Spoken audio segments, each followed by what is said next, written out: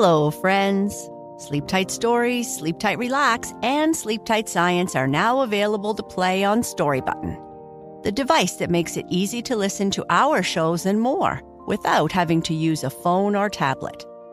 This month, you can save $10 at storybutton.com when you use the code SLEEPTIGHT.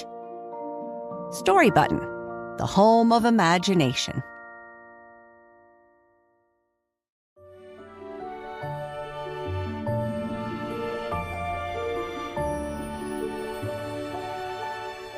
Hello, friends, and welcome to Sleep Tight Stories.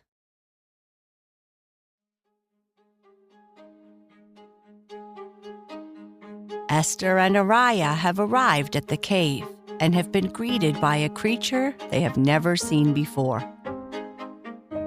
When they realize that the creatures mean them no harm, but are here to help Ester in her quest, they ask them lots of questions. As they exit the cave and can see the castle where Esther's father is held, they all come up with a plan to help Ester and Araya get past the guards. The Magical Book of Dreams, Part 29.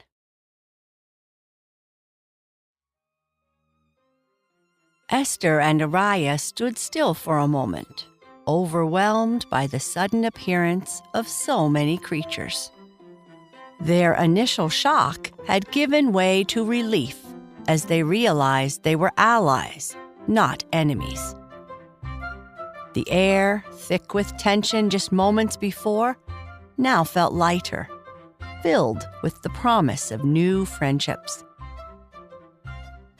Ester was surprised by the creature's greeting and acknowledgement of her newfound status. It was going to take her a long time to recognize being called princess, especially since it wasn't that long ago when her teacher in the academy had threatened to have her expelled.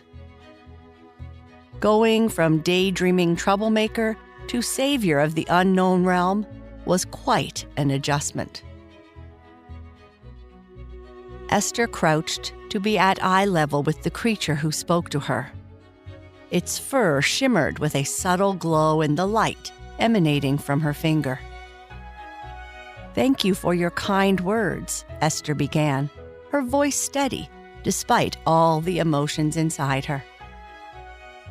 "May I ask, who are you and your friends?" Araya, talking softly, added. "I've traveled extensively, but have never seen creatures like you before." The creature bowed its head slightly in a gesture of respect before responding.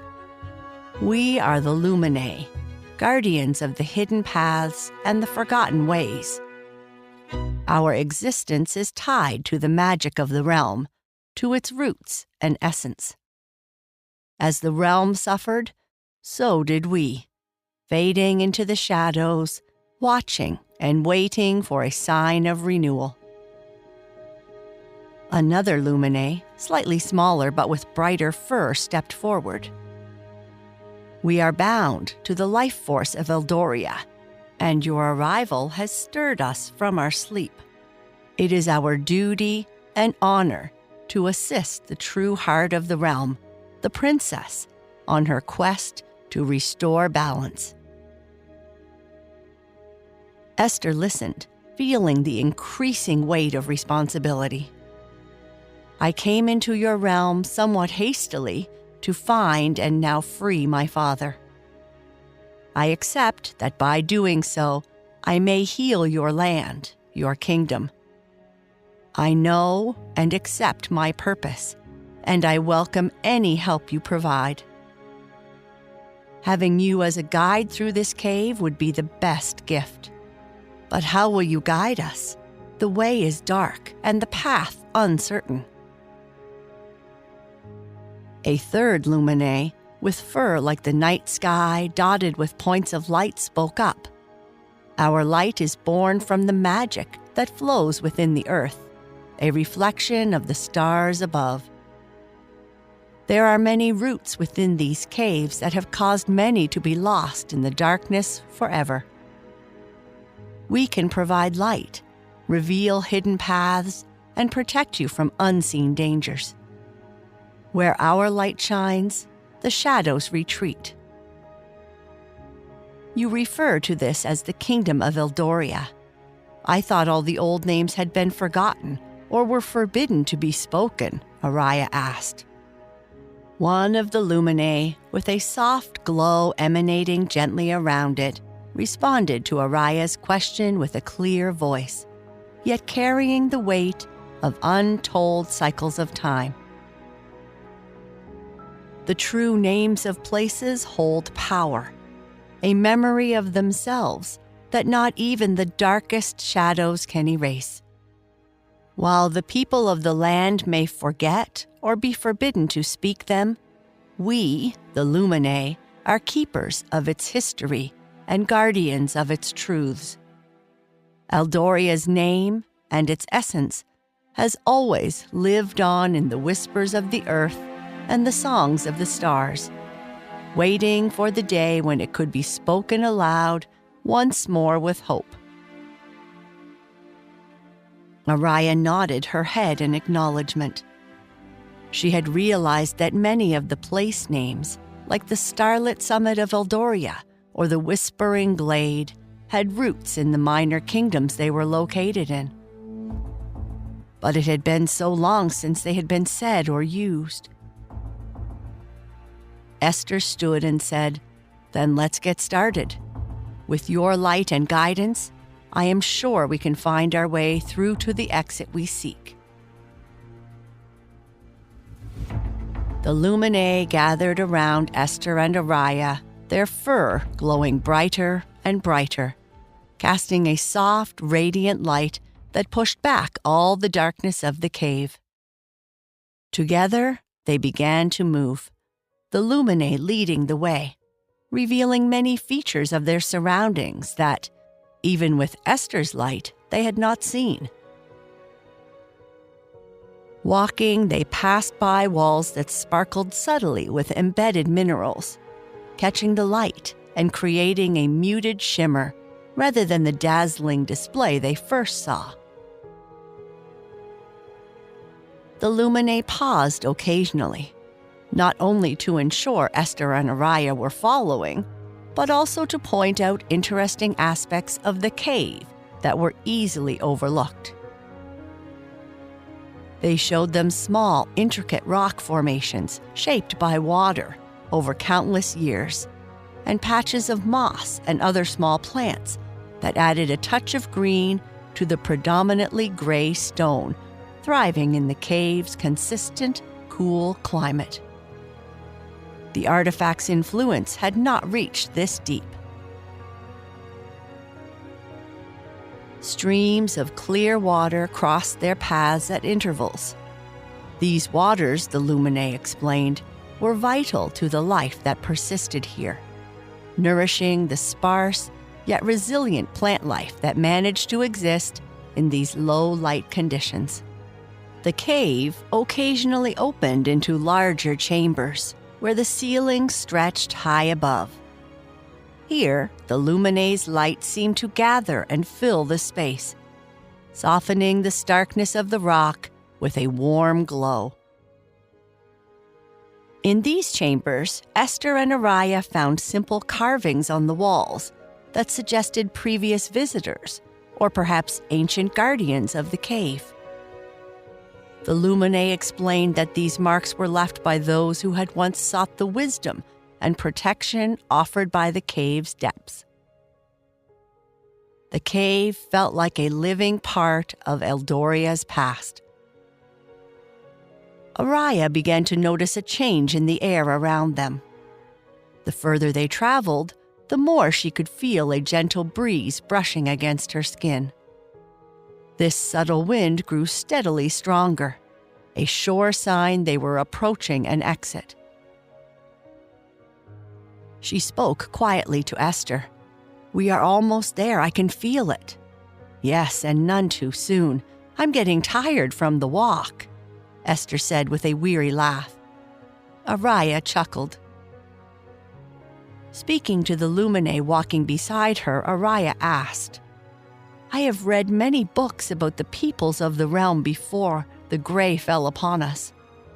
I think we were allowed to study those who lived before us as a kind of punishment. But in all my studies, I have never come upon your name." The Lumin responded, its fur resonating with the pitch of its voice.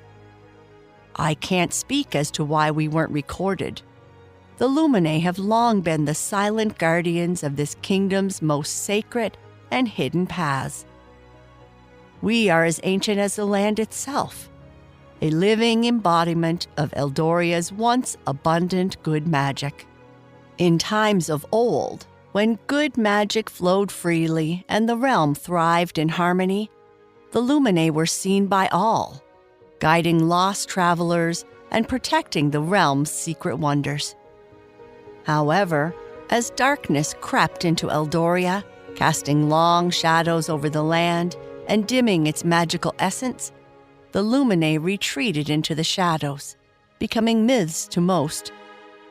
But with the princess's return, all that will change." Ester interrupted. "Up ahead, look! The light coming in, it's the exit." Ester and Araya walked cautiously to the cave's exit, their eyes scanning the surroundings carefully. The transition from the cave's warm-lit interior to the cold gray of the outside world was jarring at first.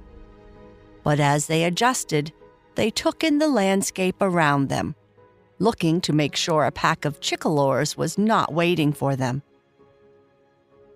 The cave's mouth opened onto a vantage point that overlooked a vast expanse of the realm, providing a clear view toward the dark silhouette of the castle where Ester's father was held.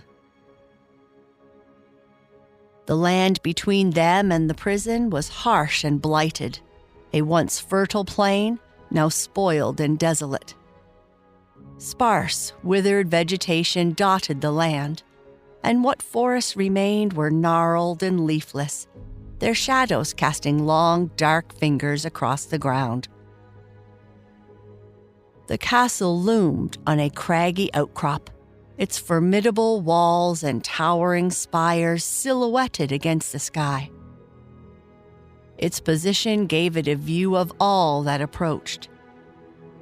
The path to the castle was lined with the same needle-bearing plants which, if you were unfortunate enough to rub against them, would result in considerable discomfort. The remnants of what might once have been roads were now overgrown and forgotten. As Ester and Araya looked at their path forward, the Lumin, their soft glow a stark contrast to the surrounding gloom, spoke in a tone that matched the scene before them. "The path ahead is fraught with challenges, but it leads to the heart of your quest. Remember, the light you carry within you is the beacon in this darkness." Returning to the cave's interior, Ester asked the Lumin who had just spoken. "That castle looks almost impossible to enter. Do you have any other guidance you could share? Are there patrols or creatures waiting for us amongst the path towards the castle?" Araya added. Looking at her, Ester thought Araya looked worried, or maybe anxious. "Am I so naive to believe that this is even possible?" she thought. "The chickalors and scalex who drove you into this cave are unaware of this exit. They will not see you until you approach. The castle itself is guarded by human guards, chickalors, and scalex. It's an almost impenetrable defense." Ester's heart sank. "I've come so far. How can we fail now?" "But," the Lumin responded, "they are overconfident and arrogant. No army or group of people would dare approach. But they are completely unprepared for the possibility that one or two might challenge. Your size is your advantage, "So there is a chance?" Ester asked. "There is hope that we will succeed." "There is always hope," another Lumin replied, "as you have capabilities you have yet to discover. Have faith in yourself and your strong knight. Hope we have, but a plan we do not. How can we exploit their weakness and gain entrance into the prison?" Araya asked. The Lumin, their light dimming slightly as if to reflect the seriousness of their counsel, shared with Ester and Araya a strategy to navigate the landscape and infiltrate the fortress. "Beyond this ridge," one began, "lies a forgotten path, concealed from those who do not know its secrets. It winds through the shadow of the valley, hidden from the eyes of the castle guards by the very desolation they ignore." They explained that the guards, confident in their high walls and isolated by their disdain for the lands beyond, rarely ventured into the bleak wilderness or patrolled its borders. Their arrogance blinds them to the simpler paths, the ones cloaked by nature, the Lumin continued. "Follow the dry riverbed that cuts through the valley. It will lead you to a thicket of what was shrubs of fruit. Within, a hidden entrance to the dungeons lies long forgotten by those inside. It was once an escape route. Now, it will serve as your entry to this terrible place." The Lumin cautioned them, "Move under the veil of night. The guards' overconfidence is your ally, but haste and noise are your foes.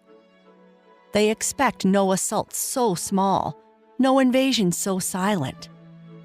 Your strength lies not in force, but in stealth and surprise." Ester and Araya listened intently, memorizing the path and understanding the wisdom in exploiting the guards' weaknesses. Araya, looking at Ester, nodded in agreement. They had the plan they needed. As darkness started to fall, Ester and Araya thanked all the Lumin as they prepared to embark on the final leg of their journey. It wouldn't be easy, but they were ready to slip through the shadows, move quietly and quickly, and use their enemies' arrogance against them. Ester's father was so close that she could almost feel his presence across the landscape between them. With each step forward, her heart quickened. The thought of reuniting with her father, of seeing his face again after all these years, made her even more determined. She was finally on the verge of seeing him again. And that is the end of this part. Good night. Sleep tight.